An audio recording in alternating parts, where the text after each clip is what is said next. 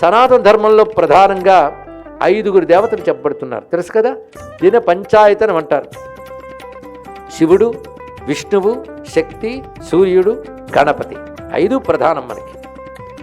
ఈ 5టిని ఆరాధించే వాళ్ళని వేదమతస్థులు అంటారు. వాళ్ళని హిందువులు అంటారు. హిందువులన్నా వేదమతస్థులన్నా ఒక్కటేనండి. ఎందుకంటే వేదం నుంచే ఈ 5 మతాలు వచ్చాయి. ఈ 5 మతాలు ఎలాంటివంటే, వేదం చెట్టు అయితే ఇవి కొమ్మలు. చెట్లో ఏ కొమ్మ గొప్పది చెప్పండి, కొంచెం ఆలోచించి చెప్తారా? రేపు నేను రాను, మీరు చెప్పండి. 5 కొమ్మలు గొప్పవే. 5 కొమ్మల నుంచి ఒకే పండు వస్తుంది. మామిడి పండుకి 5 కొమ్మల్లోంచి మామిడి పళ్ళు వస్తాయి, కానీ ఒక కొమ్మలోంచి వేప పళ్ళు, ఒక కొమ్మ నుంచి జామ పళ్ళు రావుగా. కనుక వేదంలో ఉన్నటువంటి 5 కొమ్మలకి మోక్షం అనే ఒకే ఫలం వస్తుంది. దీనిలో ఏ కొమ్మ పట్టుకున్నా అదే. మనలాంటి వాళ్ళు ఏం చేస్తారంటే కొమ్మకో పండు కోసుకుంటారు. కొందరు ఆ కొమ్మ పట్టుకుని ఆ పండే తీయనిదని వాదిస్తూ ఉంటారు పాపం.